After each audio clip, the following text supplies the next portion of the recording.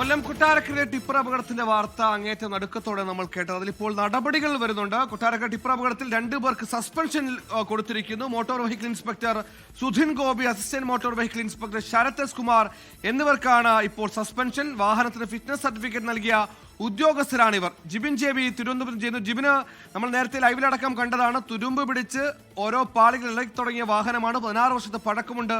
അതാണ് ഫിറ്റ്നസ് രേഖയുമായി റോട്ടിലൂടെ സ്വൈര്യവിഹാരം നടത്തിയത്. ഒടുക്കും നടപടി വിവരങ്ങൾ.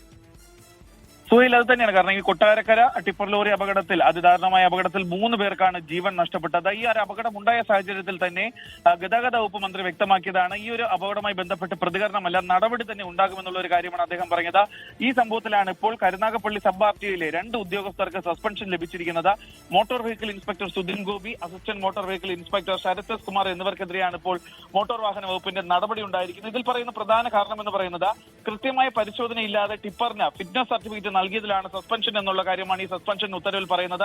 നമ്മൾ നേരത്തെ സുഹൈൽ പറഞ്ഞതുപോലെ ദൃശ്യങ്ങളിൽ കണ്ടതാണ്. വാഹനത്തിന് ഒട്ടും തന്നെ ഫിറ്റ്നസ് ഇല്ലായിരുന്നു. വാഹനത്തിന്റെ ടയറുകൾ മുട്ടയായിരുന്നു.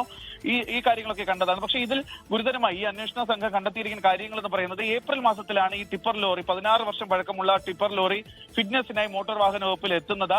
ആ സമയത്ത് 6 വീലുകളും മുട്ടയായിരുന്നു. ആ ഒരു വാഹനമായിരുന്നു ഈ 16 വർഷം പഴക്കമുള്ള ടിപ്പർ ലോറി എന്ന് പറയുന്നത്. അത് മാത്രമല്ല, ഈ ടിപ്പർ ലോറിയിൽ GPS ഘടിപ്പിച്ചിരുന്നില്ല. ഇത്തരം കാര്യങ്ങൾ കുറവുണ്ടായിരുന്ന ഒരു വാഹനത്തിന് എങ്ങനെയാണ് ഈ മോട്ടോർ വെഹിക്കിൾ ഇൻസ്പെക്ടർമാർ ഫിറ്റ്നസ് നൽകിയത് എന്നുള്ള ഒരു കാര്യം കൂടിയാണ് ഇപ്പോൾ ഇത് അന്വേഷണ സംഘം ചൂണ്ടിക്കാട്ടുകയും ചെയ്തിട്ടുള്ളത്. ഇത് ഈ മോട്ടോർ വാഹന വകുപ്പിലെ അഴിമതിയിലേക്കും അതുപോലെ തന്നെ ചില ഉദ്യോഗസ്ഥർ വാങ്ങുന്ന കൈക്കൂലിയിലേക്കൊക്കെയാണ് ഈ ഒരു നടപടി വിരൽ ചൂണ്ടുകയും ചെയ്യുന്നത്. പ്രത്യേകിച്ച് ഇത് കാര്യം പറയേണ്ടത് 16 വർഷം പഴക്കമുള്ള ഒരു വാഹനമാണ്.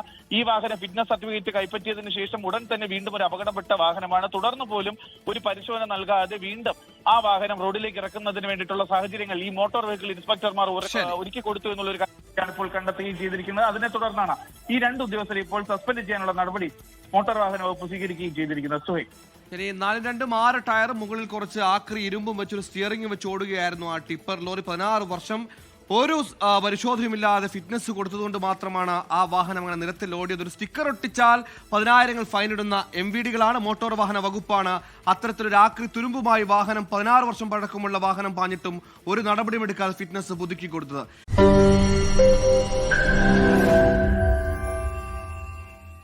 ലോകത്തെവിടെയായാലും ഏത് സമയത്തും 24 വാർത്തകളും ഓഗ്മെന്റഡ് റിയാലിറ്റി പാക്കേജുകളും എക്സ്പ്ലെയിനറുകളും വിശദമായി കാണാൻ ഞങ്ങളുടെ YouTube ചാനൽ നിങ്ങൾക്ക് സബ്സ്ക്രൈബ് ചെയ്യാം.